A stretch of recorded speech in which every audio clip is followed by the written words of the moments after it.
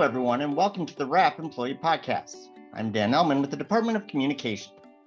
Today, we're going to recognize Cybersecurity Awareness Month with an important conversation with Jack Kufal, Michigan Medicine's Chief Information Security Officer.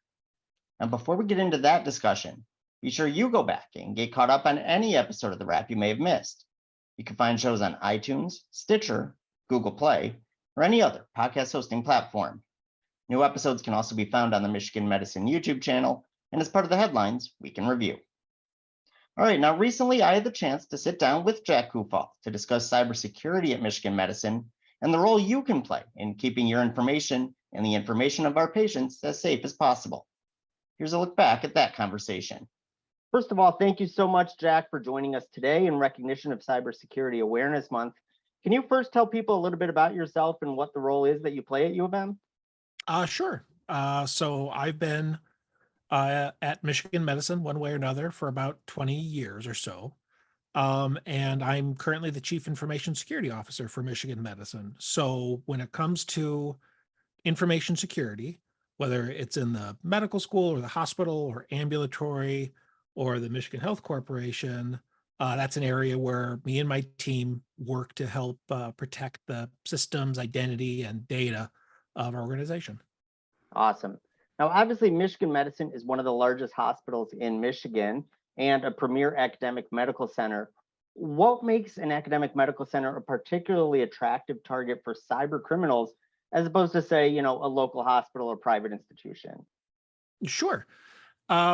It's interesting because as an academic medical center, we're always struggling to compare ourselves, our program, our institution to either another higher ed institution or another hospital. And the truth is we're both.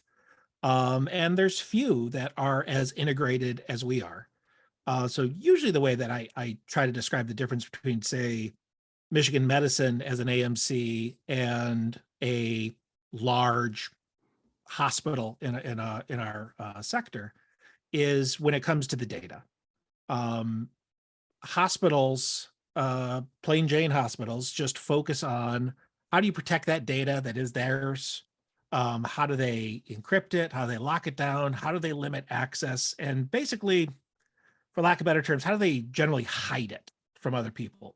Academic medicine's different in that we generate massive amounts of data really for the purpose of sharing and collaborating and working with other research institutions or other hospitals or other government entities, because the idea is not just to provide patient care at the bedside, but to discover new science, new discovery, new therapies, new points for what healthcare will be 5, 10, 50 years from now.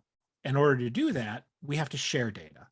And so the expectation of an academic medical center, within reason, is that we're much more collaborative and we're much more permissible of an environment. So for us, it's not about how fast do we lock everything down. It's really much more about how do we protect this data, but also keep it moving so that it can get to where it can do the most good. Yeah, I think that makes perfect sense, right? We're trying to create as much data as possible because the more data we have, the better answers we can find, right? And that's really one of the big reasons why we are such an attractive target is not only do we have a lot of data comparatively to, say, another 1,000-bed hospital somewhere, right?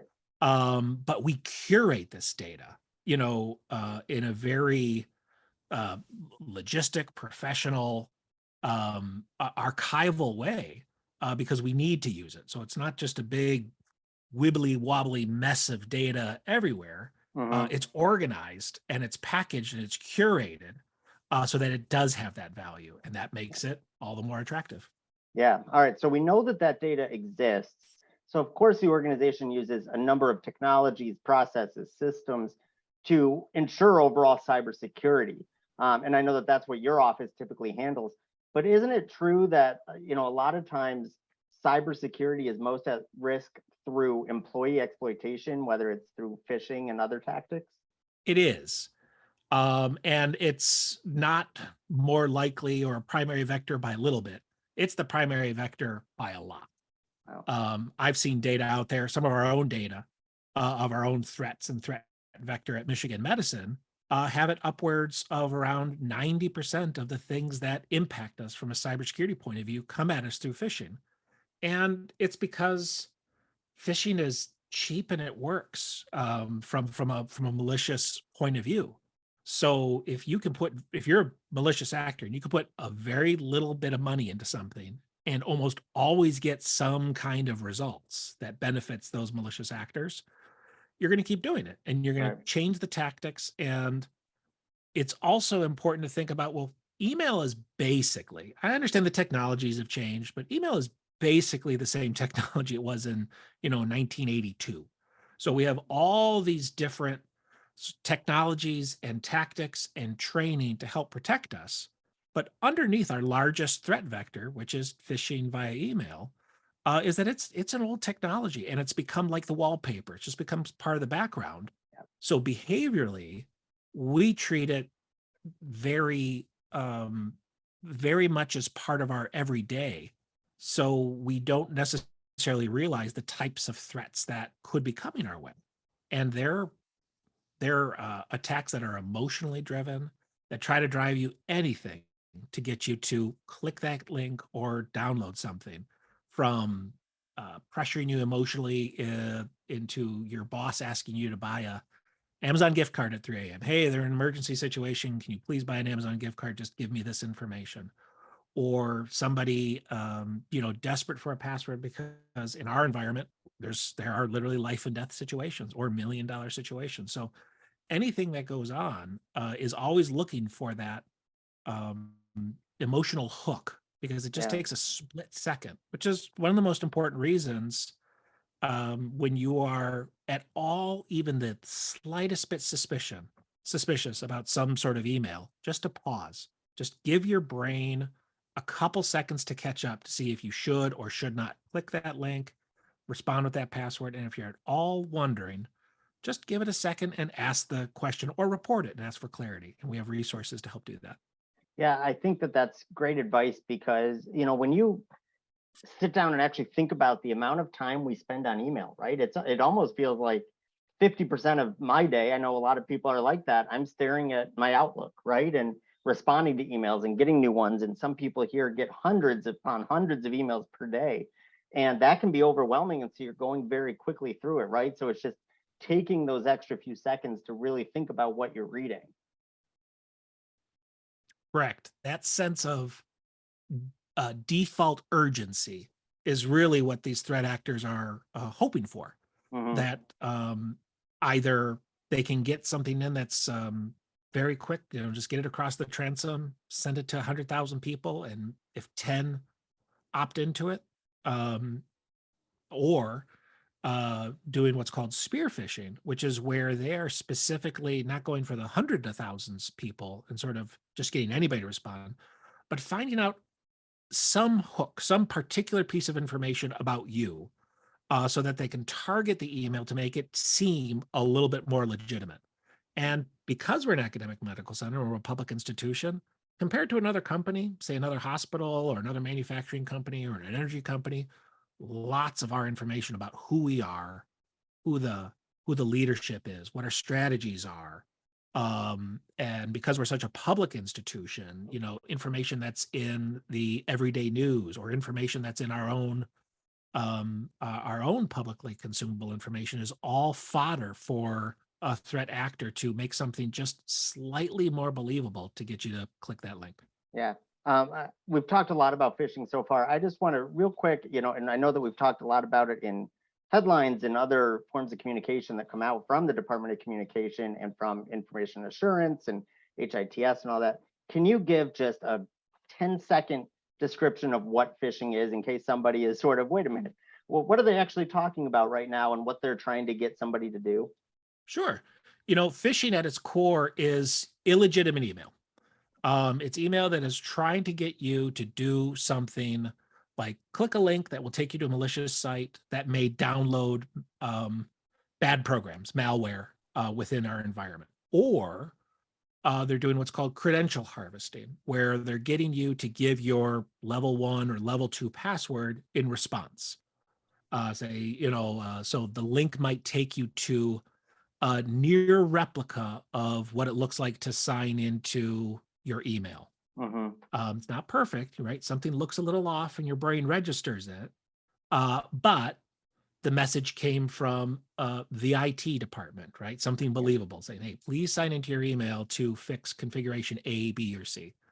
And almost all the workforce would look at that and say, well, if it's from IT and they say it's important, I'm going to go ahead and take care of it. But if you were to look at that email address, perhaps it doesn't look like it's coming from an @med.umich.edu sender, or maybe the link is a little off, right? It's not a umich.edu address. Maybe it's a u.mich.edu address or something clever like that, where in a quick glance, it looks legitimate enough, but maybe you don't quite recognize it. And that's really where that pausing, asking, or reporting it really comes into play.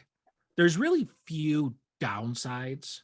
Email is important. It's built into a lot of our communication. We convey a ton of information about it, a lot of coordination about it, but very little of it needs to be acted on immediately. But we sort of convince ourselves that we're good workforce members and we want to provide information back to our coworkers as soon as possible so they can do their job. And, in that fraction of a second, really bad things can happen, like giving away your credentials, which allows malicious actors access to our network or our systems or our patient information, or loading malicious software into our environment, like ransomware, that may impact and have really large ramifications for the institution. Yeah, so that's what I wanted to touch on next. I don't want to necessarily scare our listeners or viewers, but what are some of the ramifications on both a personal and organizational level that has taken place due to cyber attacks, not necessarily at Michigan Medicine, but in general? Sure. The big two that I think about, and there are real life use cases for this at other academic medical centers and other companies for sure. They've been in the headlines themselves. But the first one is ransomware. It certainly isn't the only threat that's out there, but ransomware is very prevalent right now inside healthcare, for example, or other critical infrastructure. And that's where our digital systems, the systems we use to interact with MyChart, or the systems that we use to teach our students, or the systems that we use to run scientific instruments, would become unavailable. They would become locked down, and with the prospect that if we were to pay a criminal, that they would help us unlock them.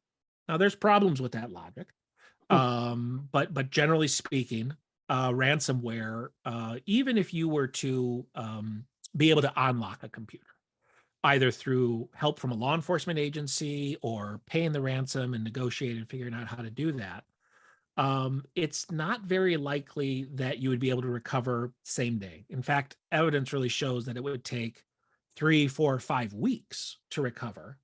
And that type of digital disruption is something that few institutions are well prepared for.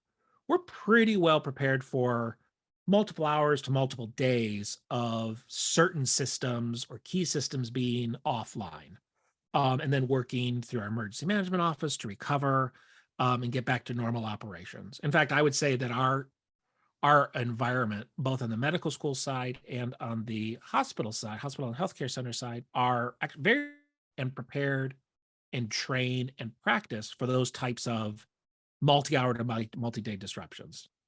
A large-scale ransomware attack is measured in weeks, sometimes months.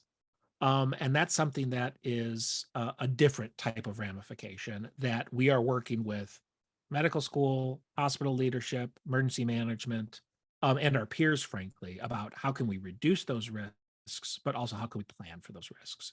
So you'll see little updates here or there as we make ready for the potential of ransomware impacting our institution. The other big ramification is, I would say, more on the academic side and on the research side, is there's a lot of data that we house that isn't necessarily backed up in 4 different places, because it's massive amounts of data, terabytes and terabytes and sometimes petabytes of data. So you can't exactly stick in a thumb drive and make three copies of all our research data.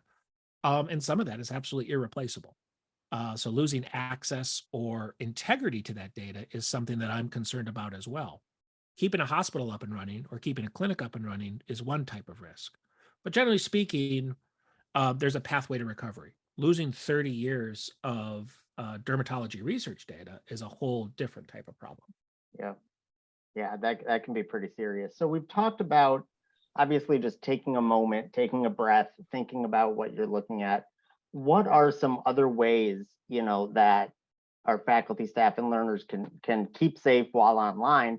And what happens if sort of after the fact you realize you might have fallen victim to a cyber scam? What's most important is that this is an ongoing conversation. Information assurance and my role as Chief Information Security Officer, we focus on this all day, every day. But it's not to say that cybersecurity isn't everybody's concern.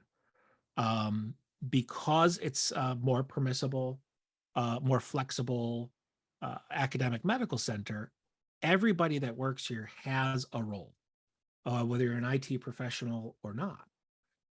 And what we do is we try to create the communication and the training, both through the learning management system, sometimes in the form of mandatory, sometimes in the form of optionals, but we also do things like simulated phishing campaigns where we test our employees and we give them feedback and we give them micro training right away. We're engaging further through working with HR and management or highly susceptible areas, areas that tend to be targeted most.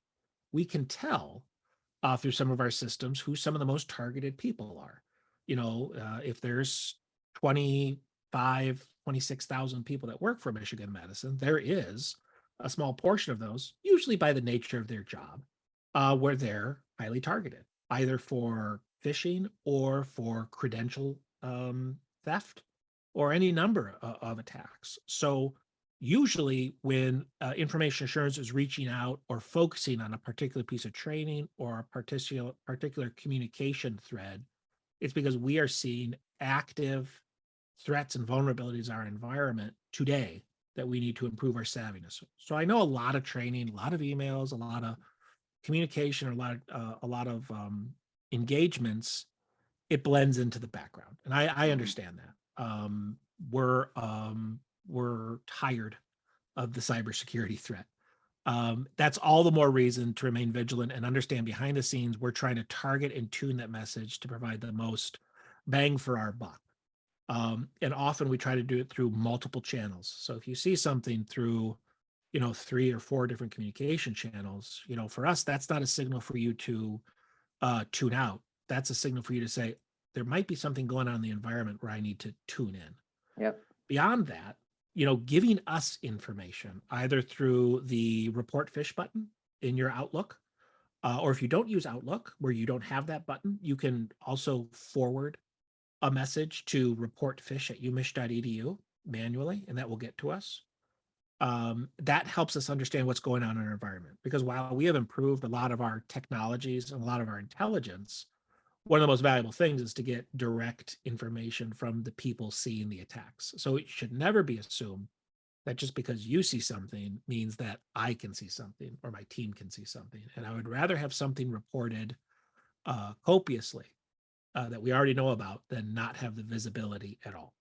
Yeah. If you find yourself or even suspect that you've fallen victim, whether it's to a phishing problem or you plugged in a thumb drive that maybe you shouldn't have and something happened, or you received an SMS text, right? That's getting popular now, where you receive a text on your phone that is a little peculiar, or any of the above, or anything that we haven't even discussed. It's always prudent to report it. And the faster you do that, the better we can react. And similar to the report phish, the faster you can report something and we can get some assurance that either we're aware of it and we're dealing with it, or thanks for reaching out, but this isn't suspicious. This is actually legitimate. That never upsets us, right? And a lot of times, even from some U of M sources, some very credible sources, or for some of our key partners, an email may come across that looks kind of fishy. And on one hand, that's good. I like getting those reports because it tells me the users are being conscientious. They're being a little, they've got a little bit of caution, right? And even if it isn't fish, something can look very fishy without it being fish, and we can help check something out, right? So if there's a link from a conference that you went to, and 3 weeks later they send you a link that looks a little bit weird to go get the presentations or the slides or some post-conference surveys, we'll always be willing to check those out. We have safe ways of checking those out and get back to you that says, yep, looks a little funny, but it's actually okay. We checked it out. Go ahead. Yep. So the more information we have, the better we can protect. And we've caught a number of things that were, if it were not for one person reporting it, it's probable we would have missed it. Yeah. Well, that's great to know. And that your vigilance matters, right? You're not just one person and, oh, it doesn't matter if I send this in or not, because you don't know if anyone else will send it in, right? Or if anyone else is even receiving it. Yeah. Now, we mentioned it's Cybersecurity Awareness Month. So as we sort of move toward the end of the month, are there any sort of key takeaways or tips that you want to leave our listeners with? I would say that the most important thing is to be proactive. There is a healthy body of information, both on safecomputing.umich.edu for you as an employee or for your department.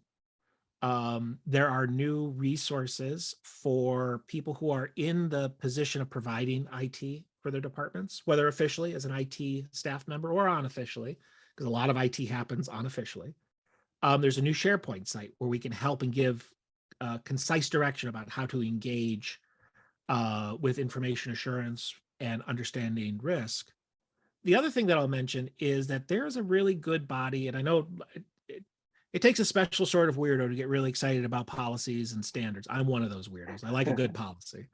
But understand sort of where the University of Michigan and Michigan medicine policies are, particularly if you're a supervisor, a manager, a director, or just a de facto lead of some sort of team. One of our biggest gaps with communication is, from a hierarchy point of view, from an org chart point of view, I can communicate. I can talk to a chair or a hospital director or a chief department administrator. But really, departments are networked and set up in 1,000 different ways that are invisible to us. And how an individual lab communicates is very different than how a chief department administrator communicates with faculty or administrative staff. So understanding at least where the policies are and their general scope. You don't need to know them in detail. You don't need to quote them chapter and verse. Luckily, I love that type of work. To know that safe computing is available and there's information there, not just for you, but also for your team. And that if you are in the position of developing IT systems or solutions or interacting with data, particularly if you're putting data in a situation where it's available to people outside of Michigan medicine, there are resources that we can help with, and to know where to find those and how to find those, because we're just not necessarily sure at any point we're reaching everybody that could benefit from this.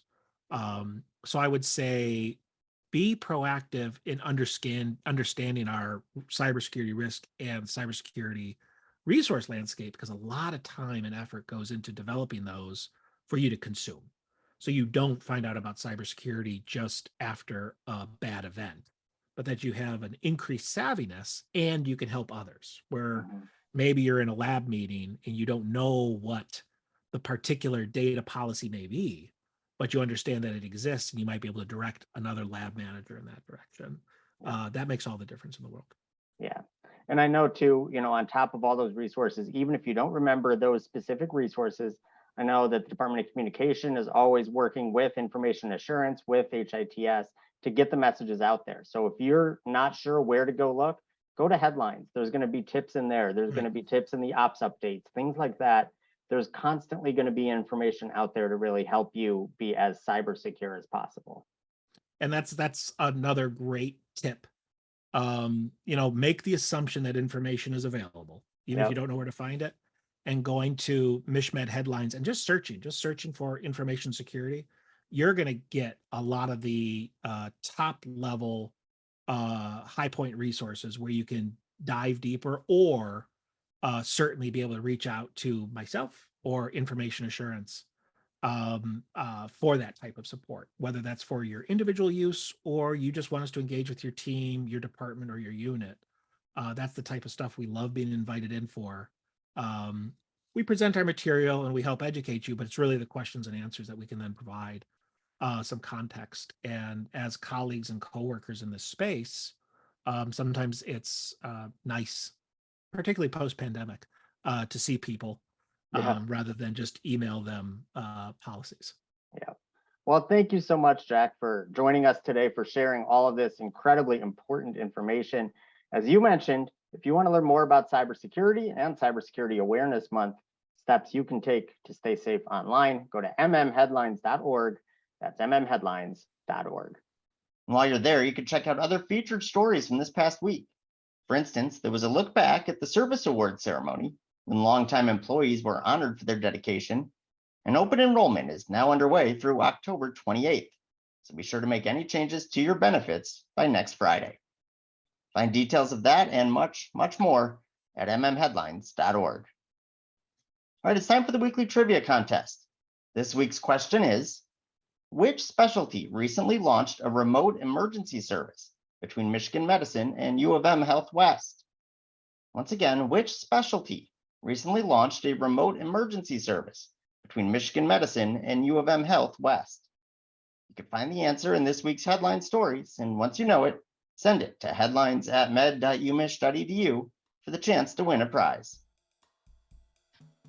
That's all the time we have for this week. Thank you again to Jack Kufal for joining us, and thanks as always to all of our listeners and viewers for everything you do for patients, families, and each other. We'll see you next week.